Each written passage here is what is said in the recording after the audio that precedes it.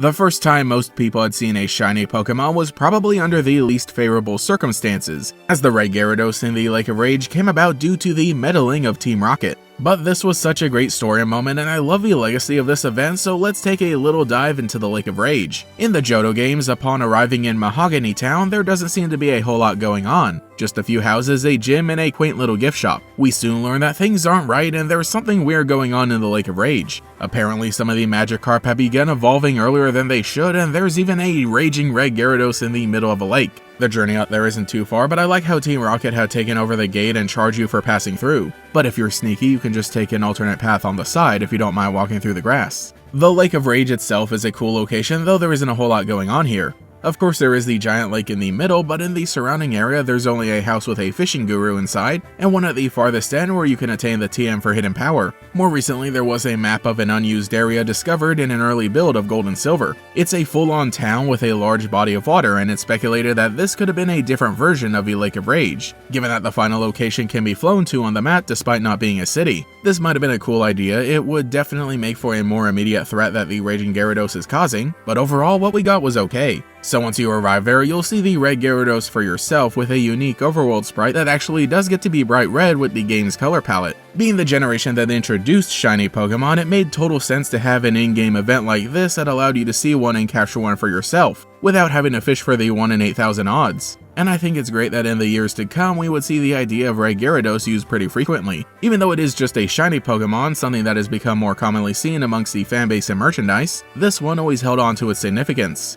Also, Gyarados is one of my personal favorite Pokemon, so I always appreciated that it was given this kind of love. Probably my favorite thing about this encounter is that it was later referenced in the beginning of the Sinnoh games, giving you a solid timeline of events but also making the world feel a little more connected. It is really funny to think that this is what set off the story in Diamond, Pearl, and Platinum, eventually leading to the protagonist saving the world. But back to that Red Gyarados, the battle isn't all that difficult unless you're trying to catch it, which a good amount of people will, given that it's a guaranteed shiny Pokemon. You can progress the story by defeating it and it will respawn later, but where's the fun in that? Also, Red Gyarados was even given a unique item, that being the Red Scale. This doesn't really do anything, you're meant to exchange it for the EXP share, which is useful, but the scale is just there for flavor.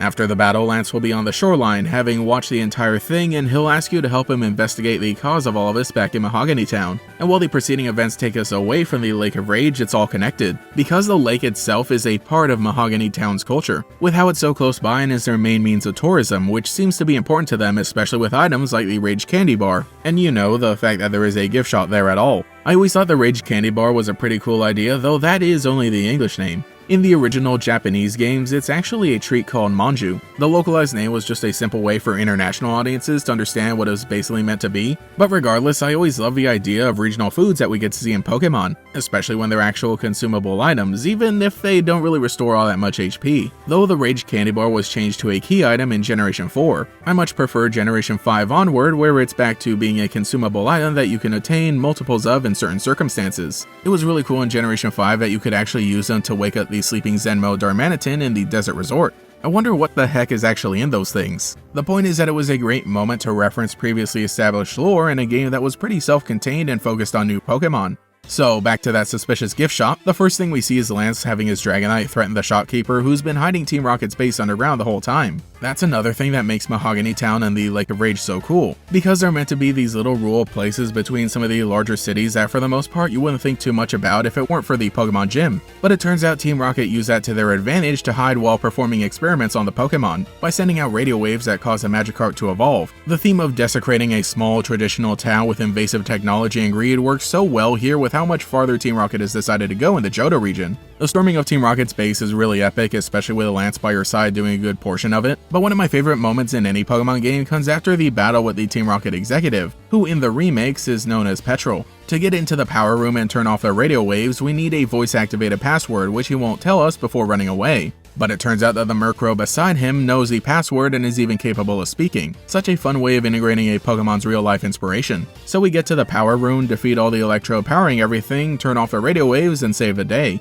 While this isn't the main climax of a Team Rocket conflict in these games, I really do love how big of a set piece it is, with the different parts all leading into each other. Capturing a shiny Gyarados in the Lake of Rage is really cool and memorable, but then going even farther and taking care of the problem that caused it in the first place was pretty awesome. As you might expect, this was all adapted into the anime, where the story plays out basically the same. The larger Team Rocket organization has been performing experiments at the Lake of Rage, causing the Red Gyarados to evolve, and Lance also shows up to help. While in the video games it is the protagonist who would catch and own the Gyarados, I actually like that none of the main cast takes on that role. Rather, Lance is the one to capture Gyarados, and we even see it come back when he does, being the star of the show during battles in some of the newer episodes. While Lance's ace is Dragonite, and I think that works pretty well for him given that he did first appear in Generation 1, I honestly kinda prefer the Shiny Gyarados as his signature Pokemon, at least in appearances post-Generation 2. I know it isn't a Dragon type, but I feel like it shows him being able to step in and take care of things where he needs to, helping to save the residents of Mahogany Town when they were in trouble and then kick out Team Rocket.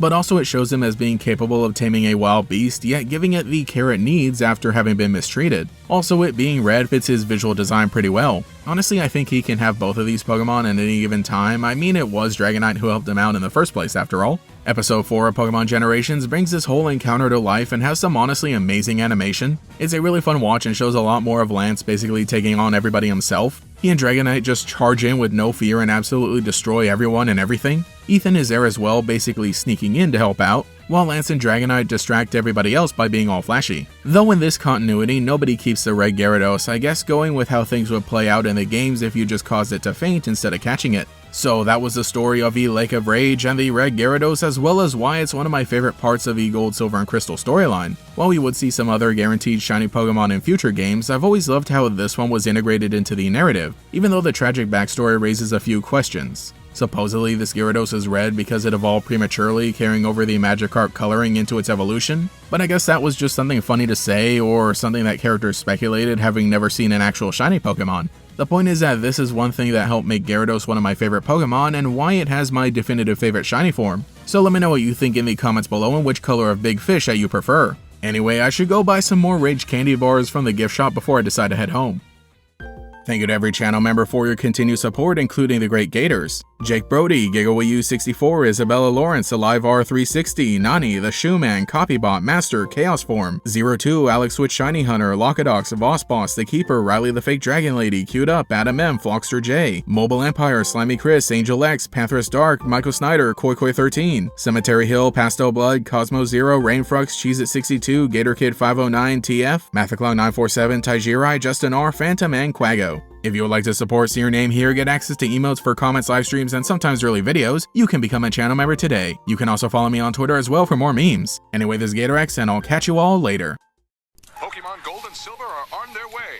Good thing you made room, because now there's even more Pokemon from the new Gold and Silver edition. Now, there's even more to catch.